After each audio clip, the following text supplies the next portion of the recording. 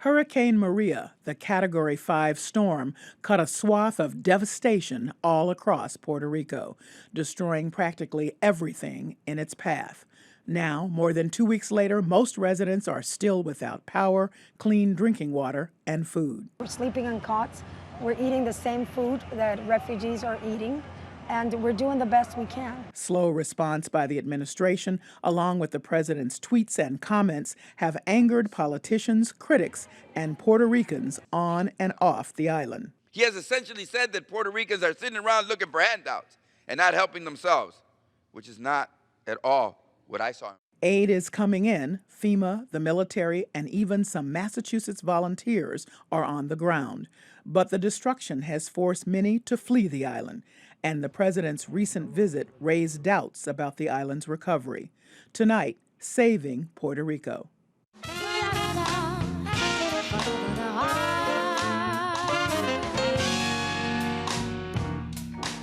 Welcome to our 50th season of Basic Black. Some of you are joining us on our live broadcast, and others of you are joining us on Facebook Live. I'm Callie Crossley, host of Under the Radar 89.7.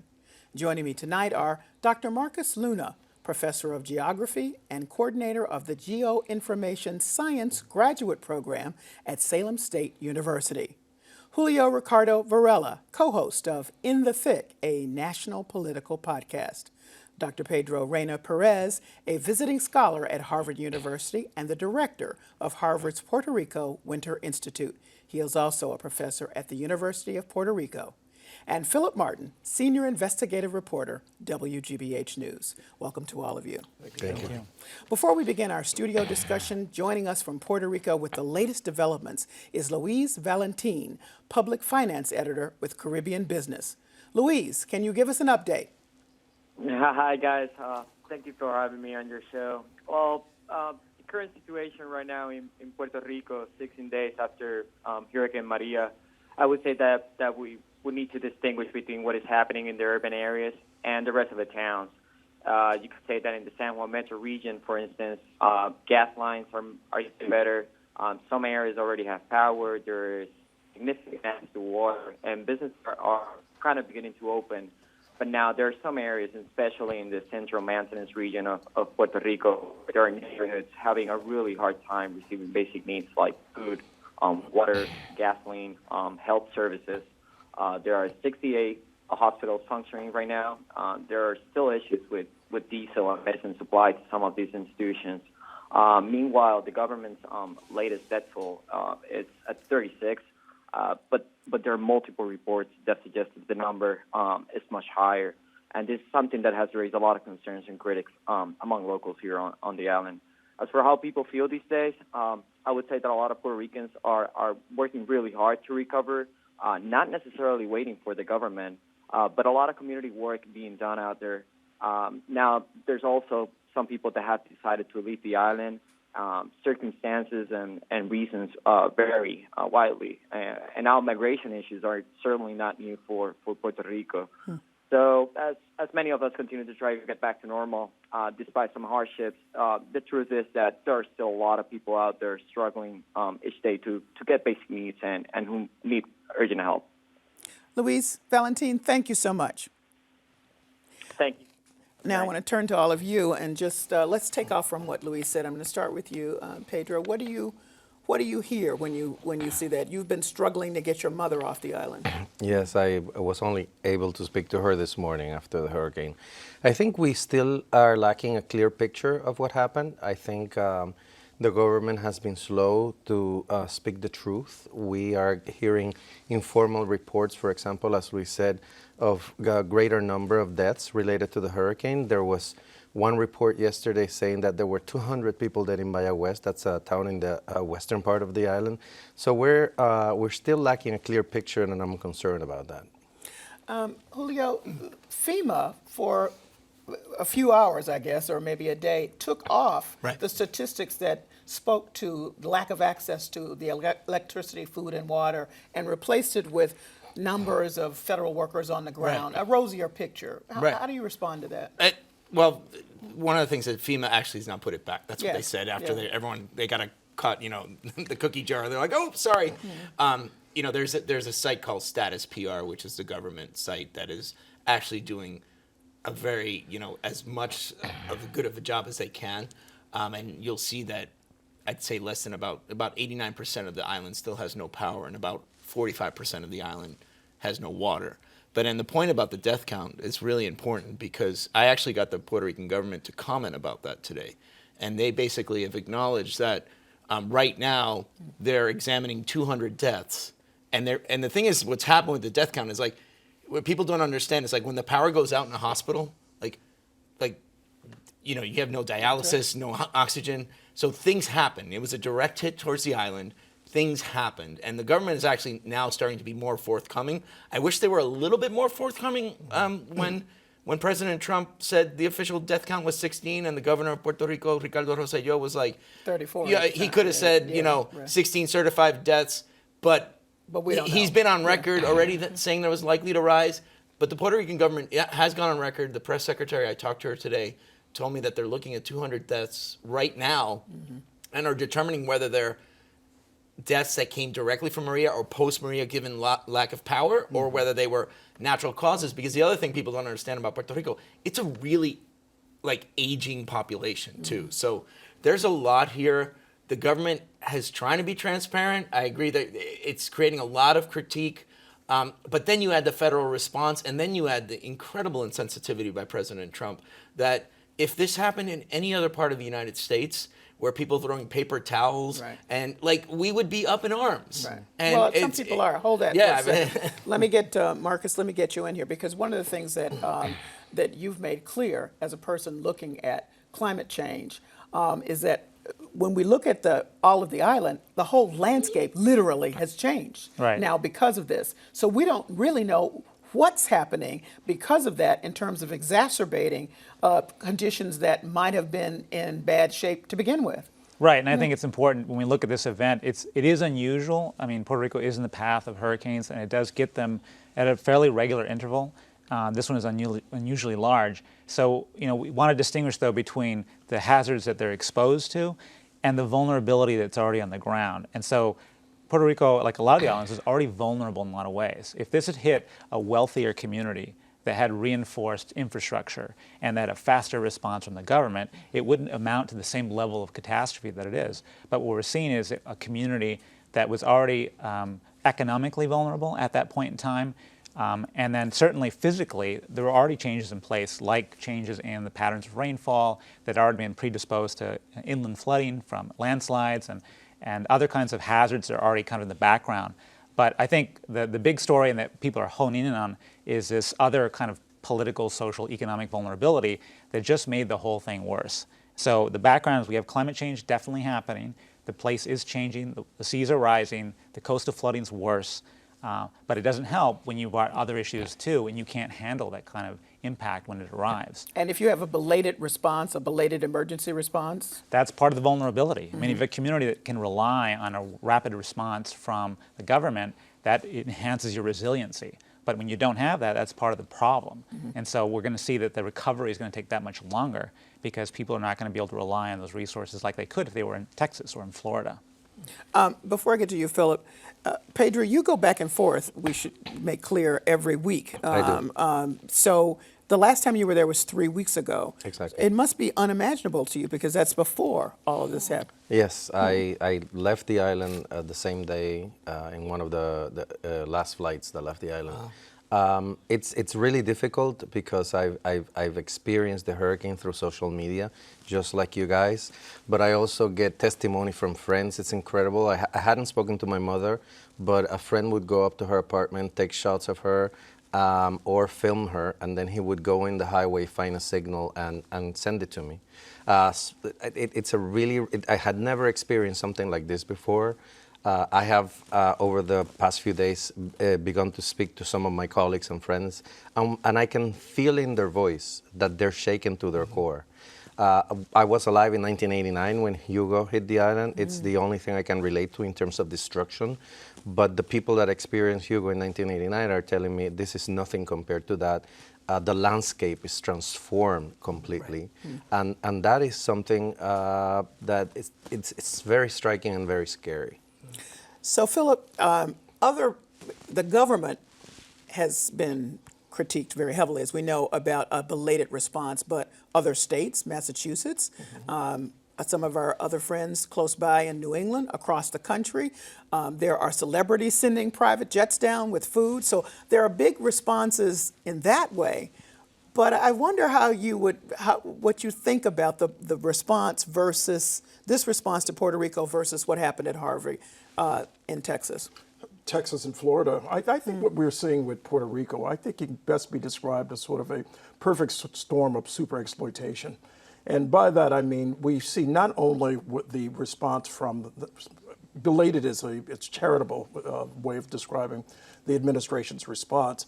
It was belated, but it was also condescending. And it was also, did not take into account the role of creditors, for example, in the bankruptcy that we saw of Puerto Rico in 2015, which is exacerbating the situation now. This is what Trump was referring to when he was talking about bankruptcy, but without, of course, at all talking about some of the causes of that bankruptcy and the type of restructuring that has been demanded of Puerto Rico, which essentially rewards to an extraordinary degree creditors who essentially exploited much of Puerto Rico. Now, you also have mom and pop folks who are who have basically are out of money because of this debt.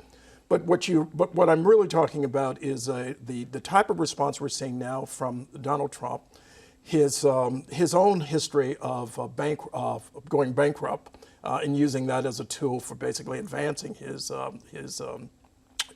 career. Empire in his career, and at the same time being critical of of Puerto Rico in a way that's not at all complex, but simplifies it in the most condescending ways. Now you compare that to what's the response in Florida and Texas. Well, Florida and Texas voted for Donald Trump, and so you cannot divorce this from the politics of the country. And so he was charitable in his response. People felt he was gracious in some ways in Texas, and in some ways he was.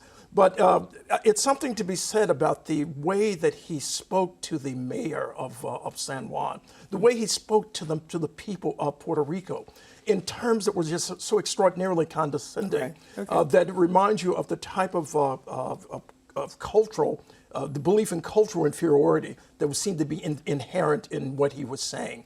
And his references seem to talk about Puerto Rico as a stepchild of as a colony. As a whole different, but that's the whole point. different That's right. country. That's the whole point. That's It's you know. Here's my question. Yeah, but Would this be different if these were white Americans? well, first of all, I think it gets into a different type because there's plenty of white Puerto Ricans, and they are also the political elite. Right. And there's a reason why Donald Trump went to a place called Guaynabo City, which, it's called Guaynabo City, and literally it's signs in English, and it's a mostly like white Puerto Rican like area. When Luis was calling about the difference between San Juan and El Campo, which is the countryside, there, poverty and race and class are not being discussed in this entire conversation, and in Puerto Rico that's so evident. So yes, poorer people in Puerto Rico are not white Puerto Ricans. Right. Okay, so it's very important to take that into account when you start hearing, when Trump starts talking about Katrina, and comparing Maria to Katrina, I say to myself, you're just bringing up some bad memories of what's gone on. And this is about colonialism. This is about, what's the difference with Donald Trump coming in, throwing paper towels, and, paternalistic Americans who came 120 years ago, always saying that, you might as well just put us all in tropical gear and wear our little jibaro hats and walk around and not speak English because that's how we feel right now. And it's very fascinating because the governor of Puerto Rico is being severely criticized by his own people because he did not stand up to Trump. Because in the end, it's being said as you're, the federal savior. Right. I have to be nice to the federal savior, and it's like colonialism right there. Well, let's. Lots of people have observed all of these comments, the condescension, the class thing, the disconnect between President Trump and the people of Puerto Rico. And Michael Che was among them. He's a comedian on Saturday Night Live. This is what he had to say on Saturday Night Live's Weekend Update. Michael Che. In 1 month, you've mishandled Puerto Rico, DACA, the NFL. It's like whenever anybody darker than your golf pants has a problem, you're thinking, how can I make this worse? So, you want to respond? You couldn't imagine President Trump coming to Massachusetts and telling people here in the Commonwealth that they have thrown the budget out of whack.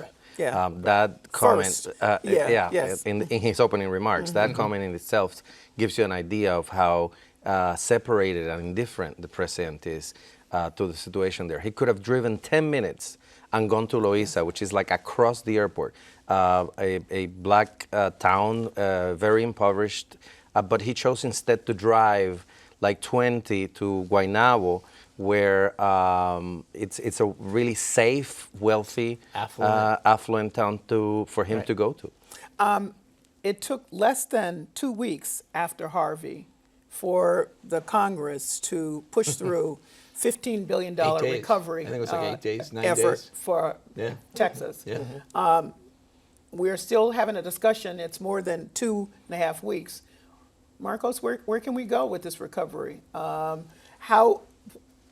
are we seeing? Any signs from anybody in Congress that this is going to be moving along a little faster, or that people get that this is worse devastation, like 10 times what was happening in Harvey? Well, I think Julio's pointed about colonialization, and this is a colony of the United States, and that means that Puerto Rico has a second-class political status, and this is evident in the treatment that it's received so far, and it's also evident in just the structure of the relationship with the U.S. I mean, the fact that Puerto Rico doesn't have a voting member of Congress to represent it. So as it stands, the country, well, FEMA, is already in the red in terms of its budget, and it's already overspent itself for some time dealing with disasters. So now what's happening is you've got limited funds, and you've got Florida and Texas with 60 representatives between the two of them who are going to be lobbying for that money. And then you've got Puerto Rico, who has a nominal member who has no voting power. So the structure of the thing is already tilted against the island.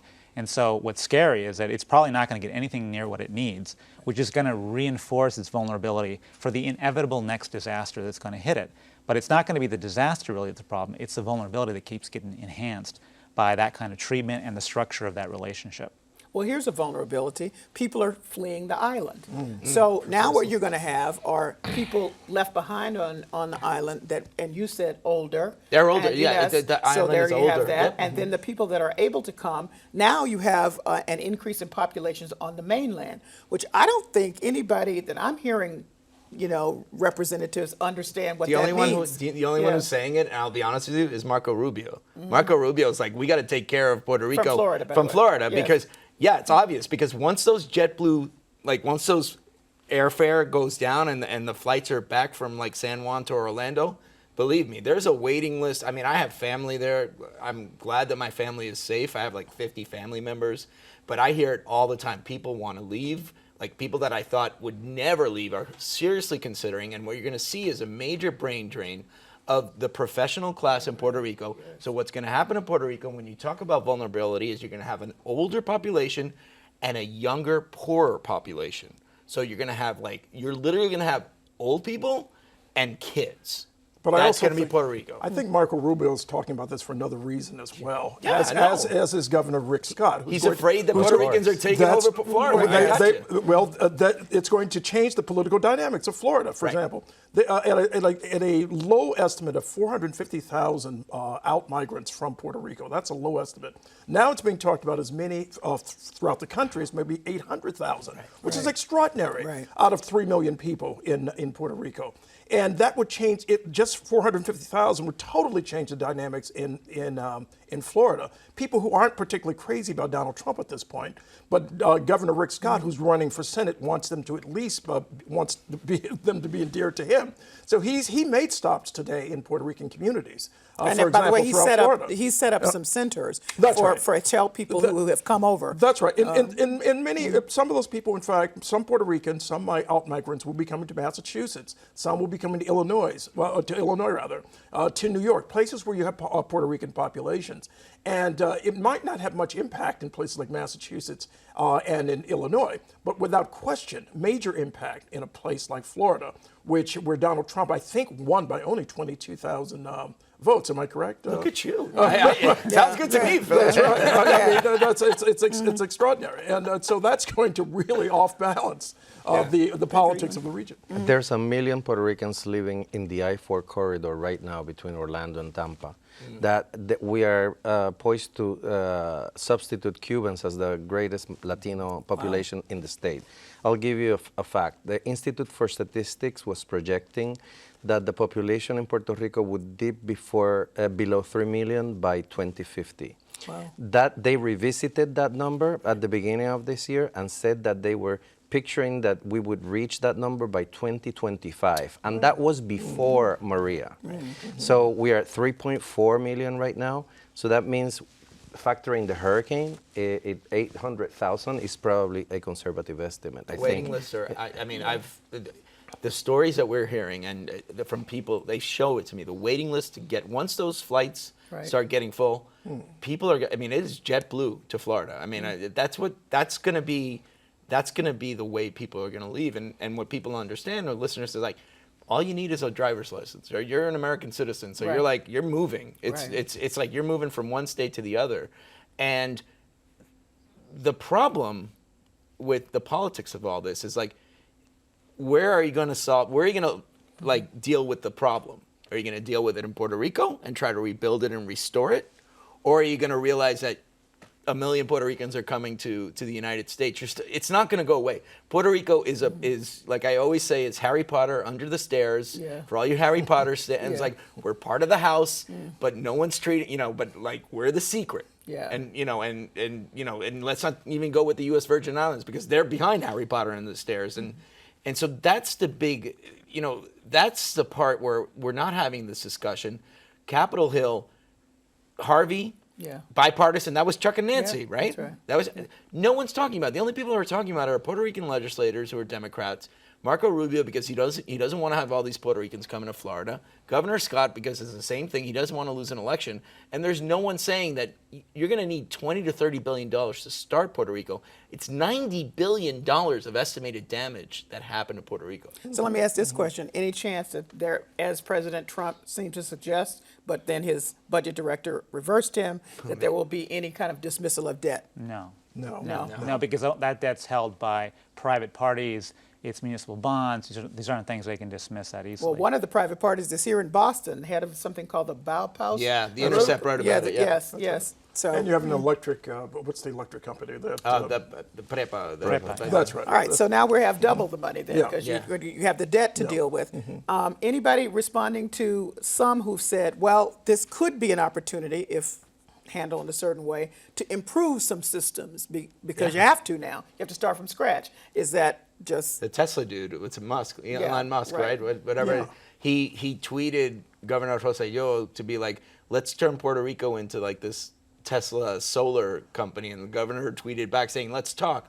But what's fascinating about, I've said Maria, like I've said this, is that Maria is going to transform Puerto Rico for the best or the worst, economically, culturally, socially, politically, and in just the well-being and the health of a population. We don't know where that goes. But the fact is, we're still trying to figure out how many people have died. That's where we're still at. And we're talking about recovery, and it is destroyed. I was asked, what about the power grid? There's no power grid. It's gone.